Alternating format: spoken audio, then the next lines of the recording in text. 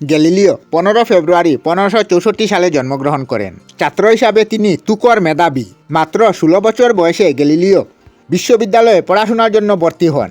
পরবর্তীতে তিনি গণিতে আগ্রহ হন এবং 1585 সালে বিশ্ববিদ্যালয় ছেড়ে দেন।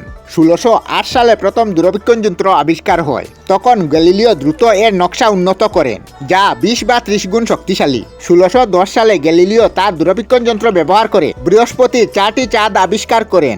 এটি হলো আই, গ্যানিমেড, ইউরোপা এবং ক্যালিটেন। এরপর যা ঘটেছে তা মর্মান্তিক। মহান জ্যোতির্বিজ্ঞানী গ্যালিলিও ছিলেন একজন ইতালীয় পদার্থবিজ্ঞানী, গণিতবিদ, জ্যোতির্বিদ এবং দার্শনিক, যিনি বৈজ্ঞানিক বিপ্লবের প্রধান ভূমিকা পালন করেন। তার আবিষ্কারের মধ্যে রয়েছে দূরবীক্ষণ যন্ত্রের উন্নতি এবং ফলশ্রুতিতে জ্যোতির্বিজ্ঞানী পর্যবেক্ষণ এবং কোপারনিকাসের প্রতি সমর্থন। পৃথিবী মহাবিশ্বের কেন্দ্র নয় এবং পৃথিবী ও গ্রহগুলি সূর্যের চারিপাশে ঘোরাফেরা করে। গ্যালিলিও আধুনিক পর্যবেক্ষণমূলক জ্যোতির্বিজ্ঞানের জনক, আধুনিক পদার্থবিজ্ঞানের জনক এবং আধুনিক বিজ্ঞানের জনক বলা হয়। 1633 সালের 12 এপ্রিল প্রধান তদন্তকারী ফাদার ভিনসেন্ট নিকোলিন দা ফাদার নজুয়াল পদার্থবিজ্ঞানী এই বিশ্বাস ধরে রাখেন যে পৃথিবী সূর্যের চারিপাশে ঘোরাফেরা করে, যা ক্যাথলিক চার্চ কর্তৃদের বিশ্বাসের বিরুদ্ধে বলে বিবেচিত হতো।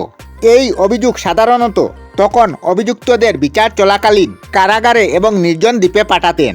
চার্চ সিদ্ধান্ত নিয়েছিলেন যে সূর্য পৃথিবীর চারিদিকে ঘোরাফেরা করে, যেটা শাস্ত্রে একটা গুরুত্বপূর্ণ সত্য জেনে বিতর্ক করা যেত না।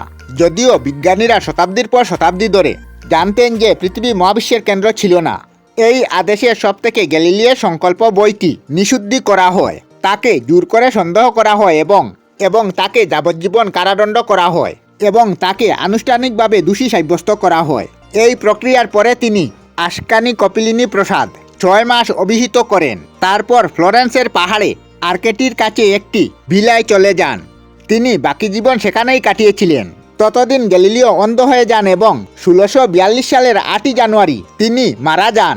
চার্চের 300 বছরের চেয়েও বেশি সময় লেগেছে এটি স্বীকার করতে গ্যালিলিও সঠিক ছিলেন। আমরা আমাদের চ্যানেলে সব ধরনের ভিডিও আপলোড করি, যেমন ব্লগ, নিউজ, কুকিং ভিডিও, ধার্মিক আলোচনা ইত্যাদি। যদি আপনারা এই ধরনের ভিডিও দেখতে পছন্দ করেন তাহলে এই চ্যানেলটি নিশ্চয়ই সাবস্ক্রাইব করবেন। আমি আপনাদের সাথে বিদায়ক না, আজকের মতো বিদায় নিলাম। আর ভিডিওটি ভালো লাগে লাইক, শেয়ার ও কমেন্ট করবেন। ভিডিওটি সম্পূর্ণ দেখার জন্য অশেষ ধন্যবাদ।